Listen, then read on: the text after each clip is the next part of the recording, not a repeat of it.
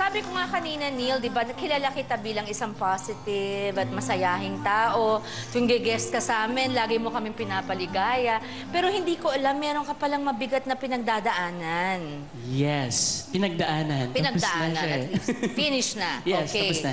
Actually, may point daw ng pakiramdam mo, hindi lang sa hindi katanggap ng tao, kundi parang walang nagmamahal sa'yo mula pamilya hanggang kaibigan. Dumating ka doon na parang I'm all alone, na napaka-insecure mo daw. Tapos, ang nakashock sa akin ay sinubukan po niyang kunin ang kanyang sariling buhay. Not just once, but twice. Mabuti na lang nag-fail pareho. So, paano nabago nitong failed attempts at suicide ang buhay mo ngayon? What have you Kasi learned? ang pinanggalingan nun is yung, nagpa-perform ako, maharap sa maraming tao, masaya yung crowd kapag nagpa-perform ako, and happy din ako. After nun, yung pag-uwi ng bahay, yung feeling ko empty pa rin. Yung parang bakit, feeling ko, pag ginagawa ko lang yun, dun lang ako love ng tao. Pero, and then, na-realize ko na hindi pala. Yun, nag-attempt ako noon kasi nga feeling ko parang hanggang stage lang naman yun eh. Hanggang pag may spotlight lang, dun lang. Yun lang yung moment na love ako ng mga tao, love ako ng parents ko. And then, yun, sumama rin yung identity crisis. Kung sino talaga or ano yung talagang laman ng puso ko.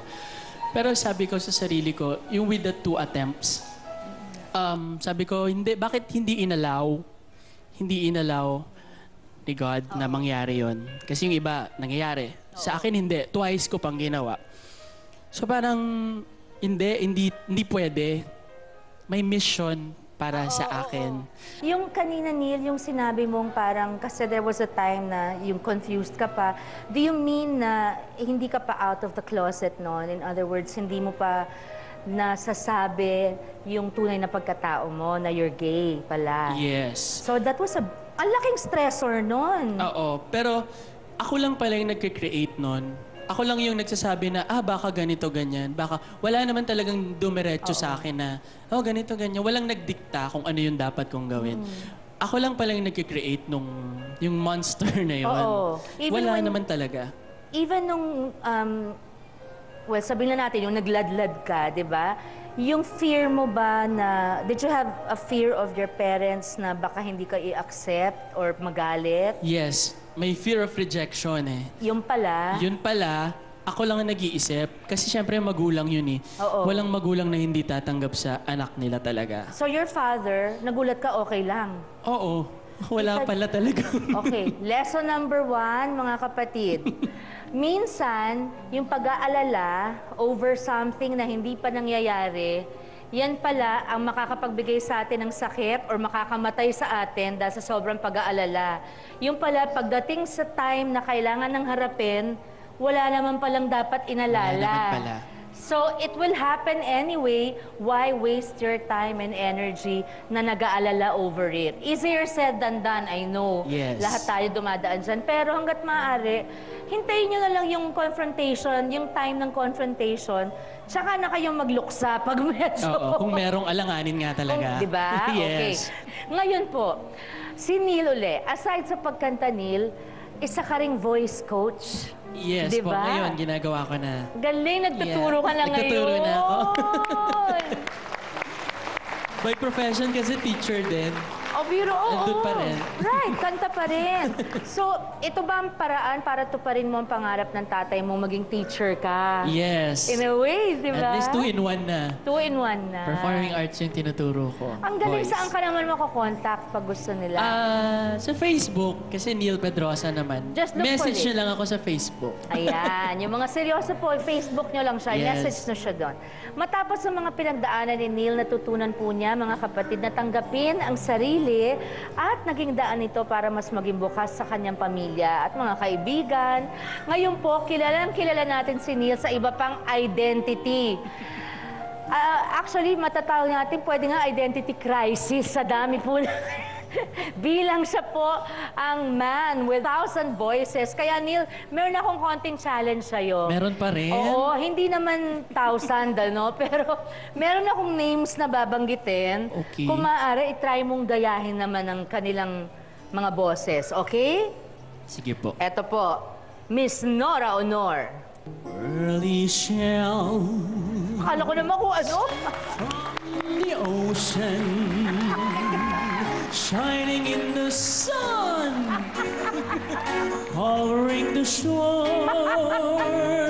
When I see them, my heart tells me that I love you more than all those little pearly shells. Thank you po. Thank you. Ito naman, Gary Valenciano. Kahit tagal mo na nawala, babalik ka rin, babalik.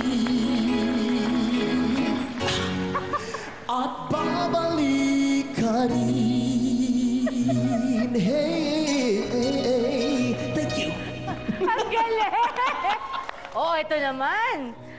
Si Regine Velasquez. Nako, si Mama Reg, mahirap gahayin to. I don't wanna close my eyes. I don't wanna fall asleep 'cause I miss you, baby. I don't wanna miss a thing. 'Cause even when I dream of you, the sweetest one to never do is to miss you, babe. And I don't wanna miss a thing.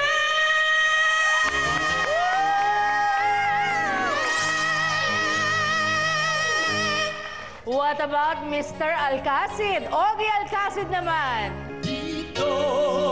Dito sa puso ko, pag-ibig ko'y hindi na maglalaho. Huwag sanang mag-alala, Mega.